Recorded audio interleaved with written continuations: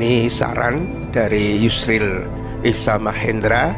Setelah kemarin tampaknya apa yang dikemukakan oleh Yusril yang menyayangkan bahwa gugatan itu dicabut mendapatkan respon balik ya dari para kuasa penggugat Bambang Tri, dan sekarang Yusril malah menyarankan kepada Jokowi untuk ya menunjuk saja pengacara dan menghadapi secara gentle, sudah barang tentu ya, di Pengadilan Negeri Jakarta Pusat itu.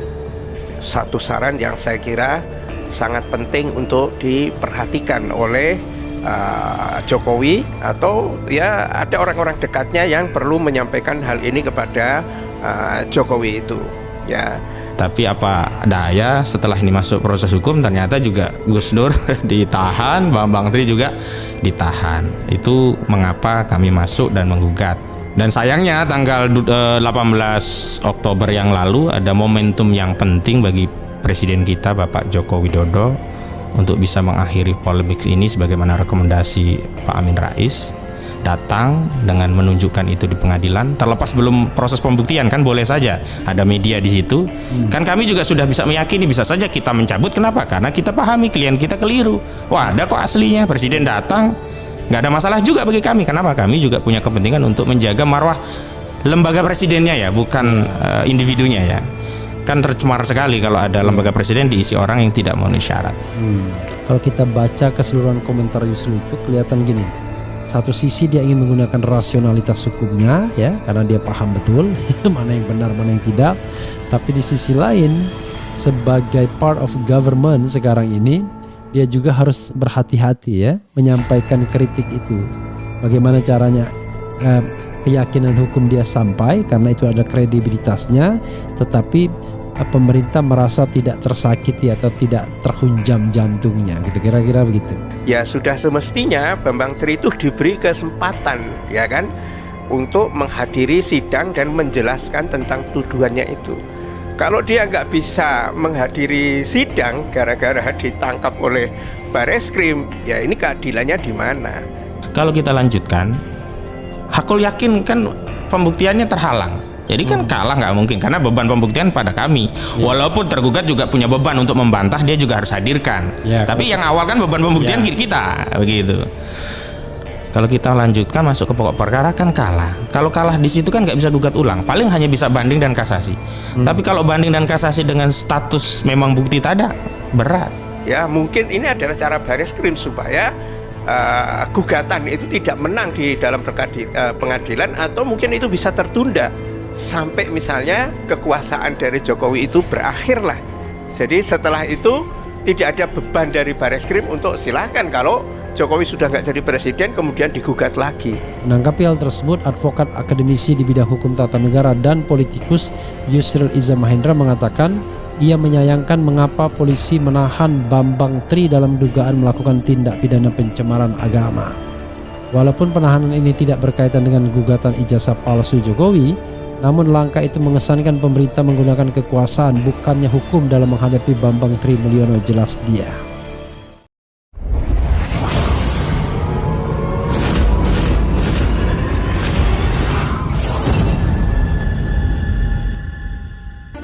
Pakar Hukum Tata Negara Yusril Iza Mahendra menyebut tak tuntasnya kasus hukuman dugaan ijazah palsu Jokowi bisa dijadikan gorengan politik. Penyelesaian isu ijazah palsu Presiden Jokowi dianggap belum tuntas. Padahal isu itu sebelumnya sempat ramai dibicarakan dan jadi bahan gunjingan di masyarakat. Pakar Hukum Tata Negara Yusril Iza Mahendra juga menyesalkan proses hukum yang tak tuntas tersebut. Menurutnya kasus ini akan jadi gorengan politik, pasalnya tak ada putusan berkekuatan hukum tetap terkait isu tersebut. Untuk diketahui, Bambang Tri Mulyono, orang yang melapor soal ijazah palsu tersebut, memang telah mencabut laporannya. Di lain pihak, dia justru ditahan atas kasus lain.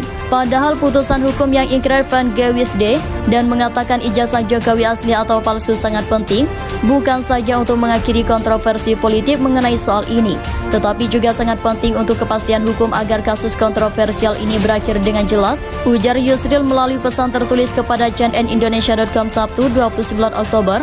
Terkait kasus ini, kedua pihak baik terlapor maupun pelapor sama-sama tak memberikan bukti kuat, keduanya hanya membuat opini yang bisa membentuk berbagai persepsi di masyarakat.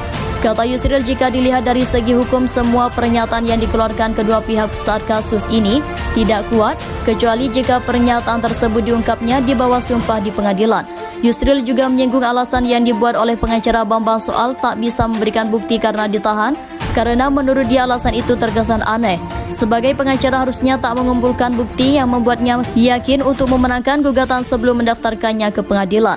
Jadi saya juga bisa bertanya apakah penahanan BTM hanya sebagai alasan untuk mencabut perkara, ataukah memang sedari awal para pengacaranya tahu bahwa bukti-bukti yang akan dihadirkan di sidang nantinya kurang meyakinkan, tutur Yusril. Di sisi lain, Yusril juga menyayangkan polisi yang malah memproses Bambang secara hukum setelah gugatan didaftarkan. Hal ini malah terkesan bahwa pemerintah menggunakan kekuasaan untuk membungkam lawan-lawan mereka. Walaupun penahanan ini tidak berkaitan dengan gugatan ijazah palsu Jokowi, namun langkah ini mengesankan pemerintah menggunakan kekuasaan bukan hukum dan menghadapi BTM tandas mantan Menteri Kehakiman itu tidak ada bobot dan nilainya, kecuali keterangan itu diucapkan di bawah sumpah dalam sidang pengadilan yang terbuka untuk umum, cetus Yusril. Sebagai informasi, pengacara Bambang sebelumnya mengaku akan kesulitan membawa bukti-bukti ke persidangan karena kalanya sedang ditahan dan sulit ditemui.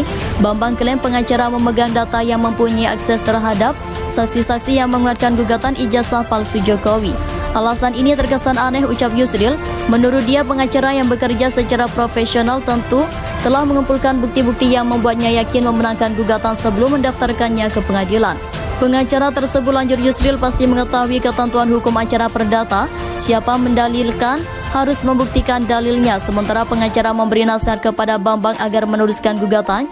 Jadi saya juga bisa bertanya apakah penahanan BTM hanya sebagai alasan untuk mencabut perkara atau memang sedari awal para pengacaranya tahu bahwa bukti-bukti yang akan dihadirkan di sidang nantinya kurang meyakinkan, tutur Yusril. Ibarat kata pepatah, berjalan harus sampai ke ujung, berlayar harus sampai ke tepi. BTM atau Bambang Trimulyono juga harus dengan kesatria menerima apapun putusan pengadilan nantinya. Gugatannya dikabulkan atau ditolak dengan segala implikasinya imbuhnya. Terlepas dari itu, Yusril menyayangkan pihak kepolisian memprotes hukum Bambang Tri setelah gugatan ijazah palsu Jokowi didaftarkan ke PN Jakarta Pusat. Walaupun penahanan itu tidak berkaitan dengan gugatan ijazah palsu Jokowi, namun langkah ini mengesankan pemerintah menggunakan kekuasaan bukan hukum dalam menghadapi BTM tandas mantan Menteri Kehakiman itu.